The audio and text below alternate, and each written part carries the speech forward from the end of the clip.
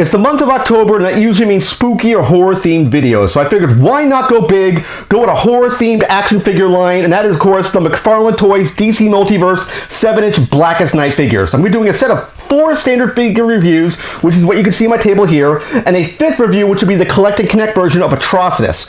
We'll give you 1 video per character. We're going to do a full breakdown review of each of these characters, starting with Blackest Night Batman, going to Deathstorm, then to Green Lantern Kyle Rayner, and finishing up the standard figures with Blackest Night Superman. And then we're going to do the special Collect and Connect version of Atrocitus. I hope you enjoy the video to come. Stay tuned, guys, if you dare.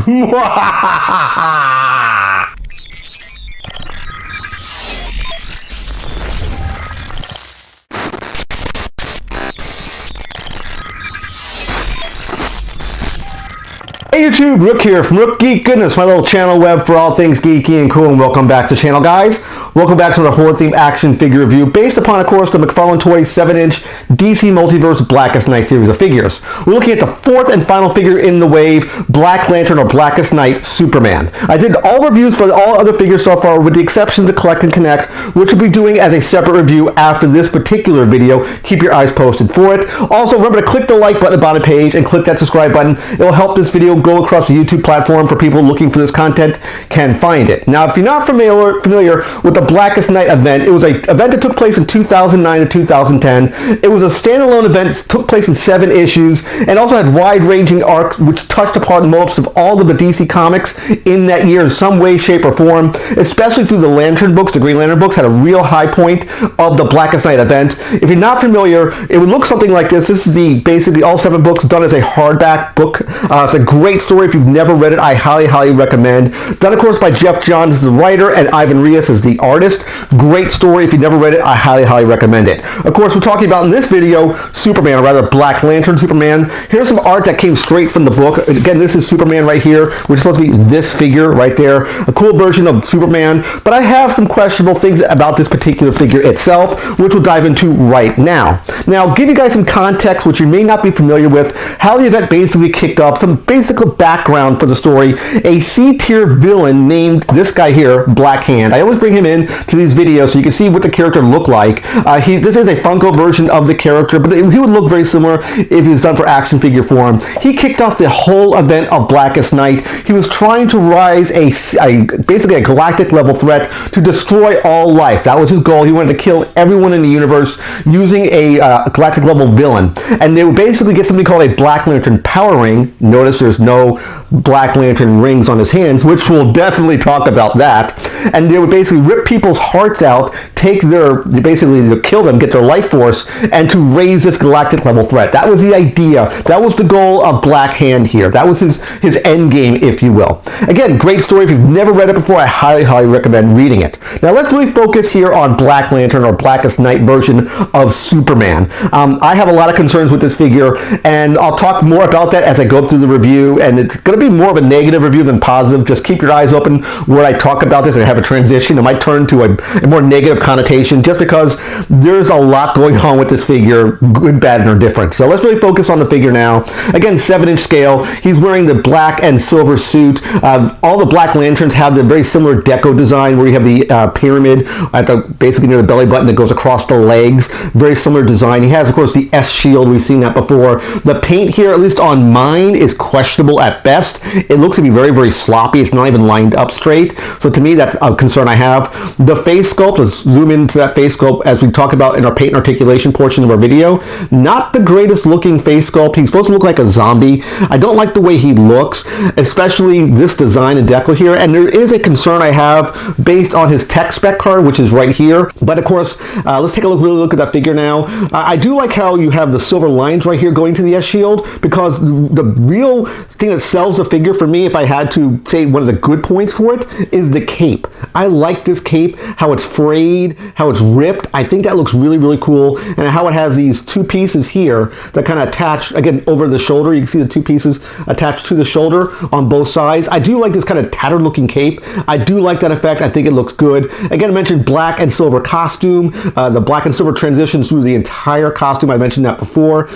Very similar to we've seen it for the Black Lantern Batman and Deathstorm Death Storm, when you start putting the figure into weird poses, you start breaking the effects of the costume. It doesn't all line up right. It gets lost a little bit, which I've talked about it for basically all figures in this line. They all suffer from that same exact problem. Now let's really focus on the figure when it comes to its articulation. Again, head sculpt right there. Again, not the greatest head sculpt as far as I am concerned. It looks more like a zombie. I think that's the goal that they're trying to do here, but I'm not really sold on it. I think they could do a little bit better on the wash and the paint to make him look even more zombie-esque. It looks okay, not great, mind you. So let's really get the articulation. Head can go up and down here, 360. Arms can again go out to a T, as you see here. They will spin 360 with no hindrance, with both left arm and right arm with no issues there. He does have double jointed elbows. You can see the double pins right there.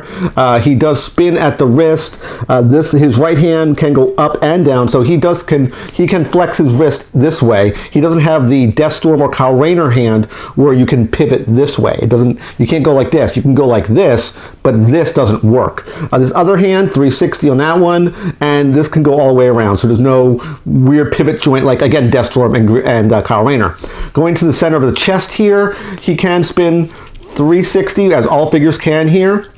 He has an ab crunch, or should have an ab crunch. Goes pretty far forward here, back.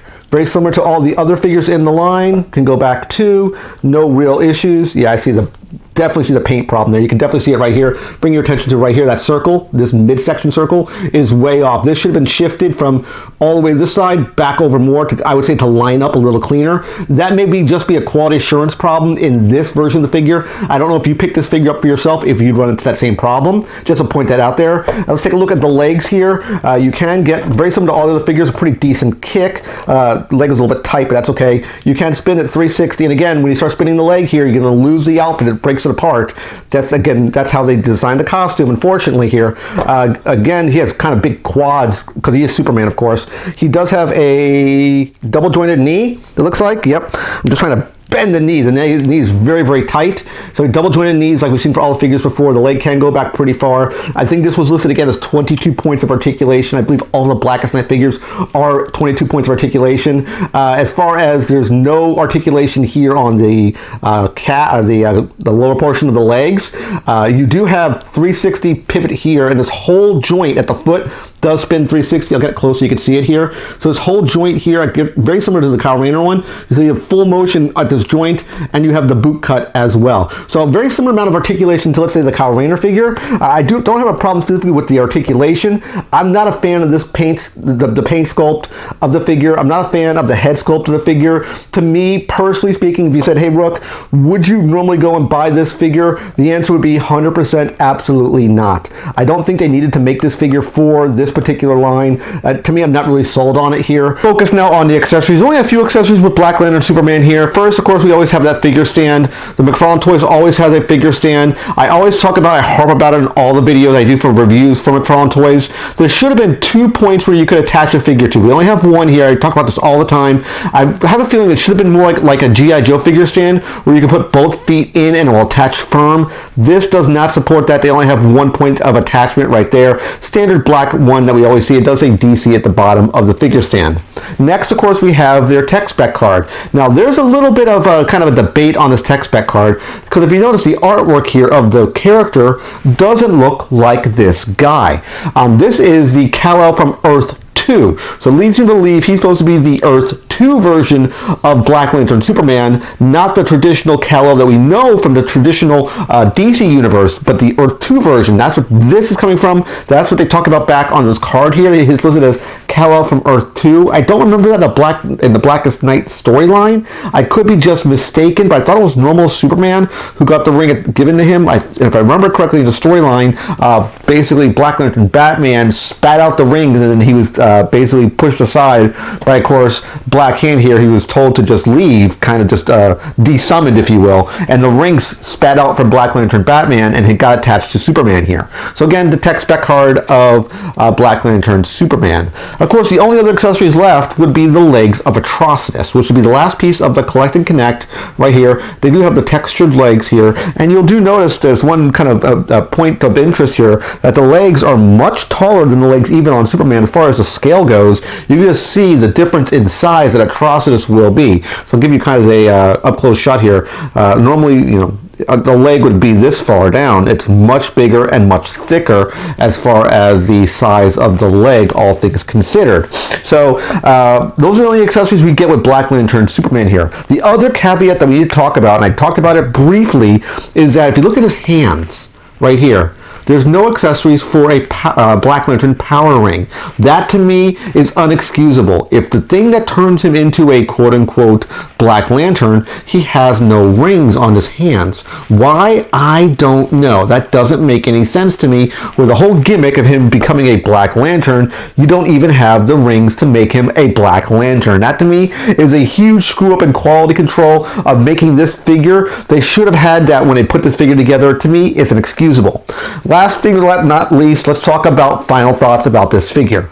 Alright guys, final thoughts on Black Lantern Superman here. I'm not a fan of this figure. I don't recommend purchasing this unless you're going into this figure knowing you want to get the Collect and Connect to make Atrocitus. That's the only reason why I have this figure, is to get the legs to build my Atrocitus. I'm not a fan of this particular figure. I wasn't a fan when I saw him on the shelf. I'm not a fan with seeing the figure in person. Again, bad paint apps in the middle of the chest, no Black Lantern power ring, which is his whole gimmick of why Kal-El from Earth 2 Superman became a Black Lantern. Doesn't make sense to me why they did that. Again, inexcusable with quality assurance. Should have picked this up and made it have the sculpt for the ring, unless they intentionally said, no, we don't want to do this. Again, which doesn't make sense to me. But again, this would be a hard pass unless you need those legs for Atrocitus. I would say skip this figure. They could have picked any other figures from the Blackest Night storyline and went with this guy. I think that was a bad idea. That was a misstep on Mcfarlane Toys. But I do hope you like this review, of course, of Blackest Lantern Superman. Give this video a like at the bottom page. Click that all-important subscribe button, picture my face.